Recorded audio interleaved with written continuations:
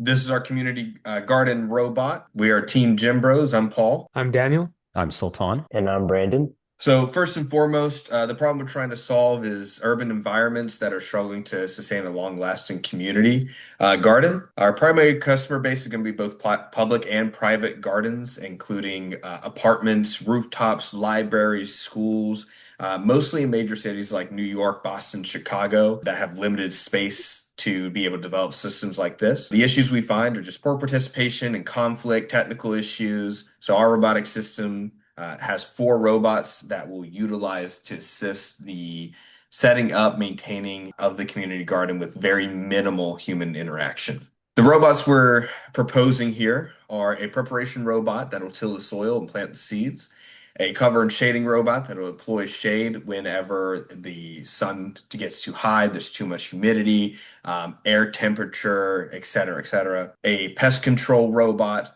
that'll be used to minimize the amount of pests in the garden, and a monitoring robot or a maintenance robot for the plant bed that includes watering, weeding, and using sensors in the soil to measure the moisture. I had the preparation robot. On the left-hand side, you'll see a mock-up of it. The stars are the tillers. They'll go back and forth from one end of the bed to the other.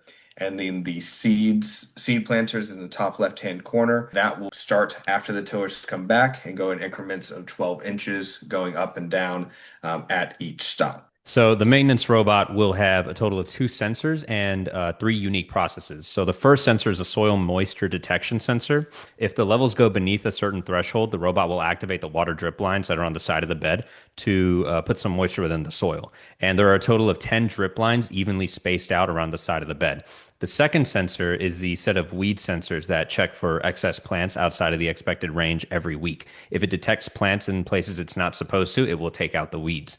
And the fertilizer is set to disperse once every 3 weeks over the whole bed to ensure the plants have proper nutrition. And the combination of this will be maneuvered around over the top of the bed using this rail system. This is the pest control robot. It has a motion sensor on the side that would detect any unrecognized motion, any pest or birds or any other rodent that may climb into the community garden. It'll send a signal to the Arduino, and the Arduino will send a signal to the sprinkler to turn on, and we will spray the pests off of the garden. The other part of the pest control robot is the pesticide sprayer that is controlled by the Arduino to run up and down the tracks to spray pesticide weekly on the garden bed. The cover robot automatically deploys or retracts the cover based on the outside temperature to ensure that the garden remains within the optimal temperature range for the tomato plants to thrive. I have three motors that control each of the curtains, and then the flow chart that explains how the algorithm works, along with the circuit on the right-hand side. So here we see all the robots working on the bed, and the tiller moves first and goes from one end of the bed to the other end of the bed to prepare the soil. And while it's doing that, the seeder also moves across the bed, and it will incrementally plant a couple of seeds into the soil at predetermined places. The moisture sensor is embedded in the soil, and it'll release the drip lines connected to the side of the bed if it detects the soil being too dry. And the rail system above the bed holds the pesticide spray, the weeder, and the fertilizer. So the pesticide spray and the weeder both work on a weekly cycle and use the rail system to cover the entire bed.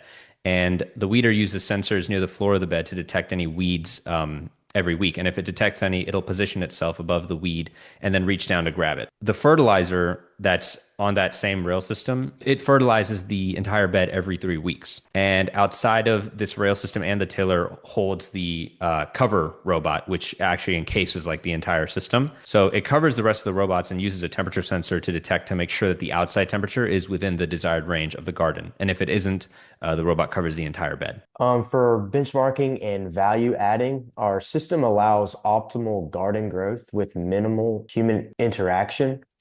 This design is capable of working with any fruit or vegetable, and our robot fills market deficiencies because there is only one other competitor on the market. Our robot is created to be made in limited space community gardens. Through the research and development of the various robotic systems that includes a customizable code, we have accomplished our goal of creating a working robotic solution that will provide the consumer with two options. Being one of two options on the market, the consumer is able to choose which product best suits their needs. And these are our references.